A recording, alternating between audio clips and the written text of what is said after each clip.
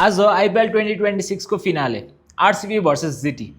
यत्रो 1.5 महिनादेखि भइरहेको म्याचहरुको एन्ड रिजल्ट आज थाहा हुन्छ। क्वालिफायर 1 मा आरसीबीले जीटीलाई डोमिनेट गरेर जितेको थियो, त्यसैले आज फाइनल पनि मजाले सजिलै जित्छ भनेर सोच्दै हुनुहुन्छ भने तपाई गलत हुन सक्नुहुन्छ, किनकि आजको म्याच धर्मशालामा हैन, अहमदाबादमा हुँदैछ। हामीले पिच फ्याक्टरलाई नेग्लेक्ट गर्नु मिल्दैन। पिच फ्याक्टर भनेको एकदमै गेम चेन्जिङ फ्याक्टर हो। अहमदाबादको ग्राउन्डमा लास्ट टाइम आरसीबी र जीटी खेल्दा फेरि आरसीबीलाई जीटीले 155 मा अल आउट गरेर गेम जितेको थियो। यो ग्राउन्डमा सिराज, रबाडा र होल्डर जस्ता बलरहरू हार्ड लेन्थमा एकदमै डेन्जरस छन्। स्ट्याट्स हेर्यौं भने दुईटै टिमको बलरहरू अपोनेन्ट टिमको ओपनर ब्याटरहरूसँग हावी छन्।